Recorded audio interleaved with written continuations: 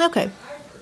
Dead battery, so we're back with, looks like chromium 2 chlorate. So we talked about how chromium is a transition metal. Of course, it has the Roman numeral 2, so the cation is Cr2+.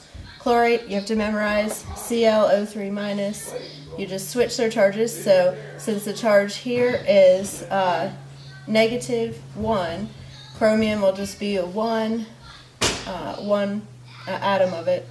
And then the chlorate will need 2 of them because the charge on the chromium is 2. So I have to use parentheses, so ClO3, and then that 2 means there'll be 2 chlorate ions. So chromium chlorate, chromium 2 chlorate, Cr parentheses ClO3 parentheses 2. So 1 chromium atom, 2 chlorine, 6 oxygen. So that's chromium 2 chlorate. Lost my black pen.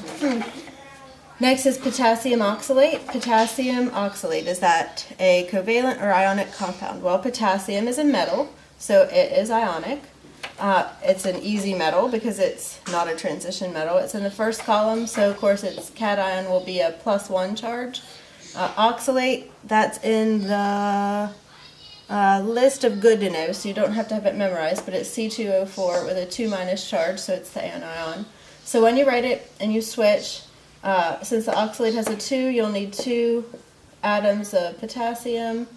Potassium is a 1, so you only need 1 oxalate C2O4. So K2C2O4 is potassium oxalate. Tin 4 nitride. Well, remember, nitride is not going to be anywhere on your list. Well, first we should go in order. Is it ionic or covalent? Tin is a metal, has the Roman numeral, transition metal. Of course, you have to know what its chemical symbol is, and tin's one of those tricky guys. It's Sn, so find it in the transition metals. And then tin 4, of course, will have the 4+ cation. Nitride, now that's not going to be either in your memorize or good to know list. You have nitrate and nitrite, but you don't have nitride. Well, remember that IDE ending we learned probably in like the 2nd or 3rd chapter this year in the beginning. The IDE ending just means it's going to be a nitrogen. And if you look on the periodic table, you know row 7 has anions that form a -1 charge, row 6 -2 charge, nitrogen's in row 5 here, so it's going to have a -3 charge. So nitride is going to be N with a -3 charge. So tin nitride, you just switch, so the tin will have 3 atoms, so SN3, and then the nitrogen will have 4, N4. Can't reduce that, so that's just what it is. SN3N4, tin nitride, tin 4 nitride. So that's all I'm going to do of that first chart on this page. Hopefully I'll email you the answer sheets. Do the problems first. Try your very best. Some of these guys are covalent, so pay attention. But do your best and then check your work. And where you make mistakes, really dig in and make sure you understand. If you find a mistake on my chart, then go ahead and email me, because that could happen. Everyone occasionally makes a mistake, but I think we're good. So check your work with this. Now we're going to move down to the second chart on this page. We did the first 4 or 5 of those in class, so I'm going to start on problem number 5 on that chart, which is this. NH4 parentheses 2 HPO4. So what in the world could that be called? So there'll be some of these on the quiz and definitely lots on tests and future tests. So you know there's only one cation that's a polyatomic ion, and it's NH4. So that's one you have to memorize, and that's ammonium. So NH4 is ammonium. So this thing's cation is ammonium. And then HPO4, that's not one you have to memorize, but HPO4 is monohydrogen phosphate. So that's a fun, and actually I would just call it hydrogen phosphate. So this would be ammonium hydrogen phosphate. Can I fit it? Hydrogen phosphate. So with these, it might be a little bit simpler for a lot of these to just look, that's an ammonium ion, HPO4 is a hydrogen phosphate ion, so we just name it ammonium hydrogen phosphate. This one, similarly, number 6, KClO, is easy. Of course, you know potassium is in row 1, so not a transition metal. That makes it simple. So potassium is your cation here. And then ClO, well, that is that on your memorized chart? No, it's not. It's on your good to know chart. So ClO is hypochlorite. So this is potassium hypochlorite. Potassium hypochlorite, KClO. Now, this last one is a little tricky because manganese, Mn here, is a transition metal. So anytime you're naming the chemical name for a transition metal compound, you have to use the Roman numeral.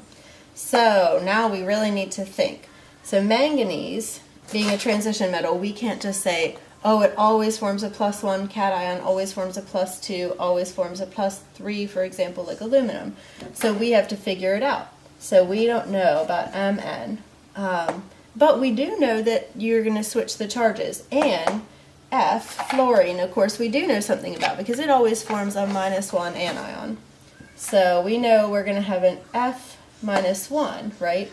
So when we switch those charges, that -1 would become the number of atoms for the manganese.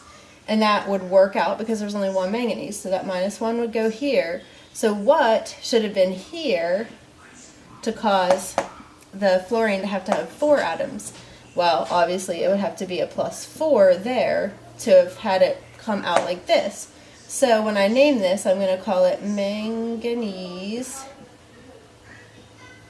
4 fluoride. Oh, remember, fluoride has the flu. Fluoride. Manganese 4 fluoride. I'd really like to do a couple more of these, so I'm going to erase. And we'll keep going on that chart for maybe 2 or 3 more problems. Oh, the green doesn't come off very well.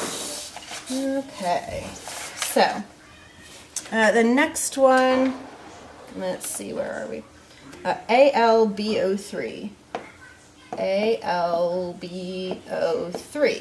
Okay, well, Al is aluminum, and aluminum is a nice not transition metal. It always forms a +3. So Al +3 cation, because it's in this third row. BO3, is that a memorize? No. No, borate is not one you have to memorize. So BO3 forms a 3- cation or anion. So when you switch the 3 here and the 3 here, of course you're going to reduce because they're both 3s. So AlBO3 comes out just that. You wouldn't write Al3 parenthesis BO3 3. It's just AlBO3. So this is aluminum borate.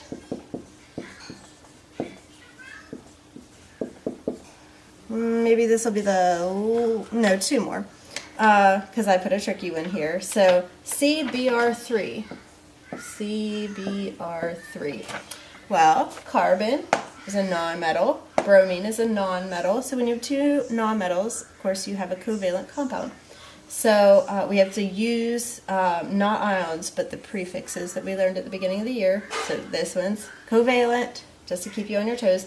So this is 1 carbon, so you just write carbon, and then 3 bromides. So the prefix for 3 is tribromide. That IDE ending for just the simple ones like that. So covalent compound, carbon tribromide. Last one here is going to be CaCr2O7. I love these guys.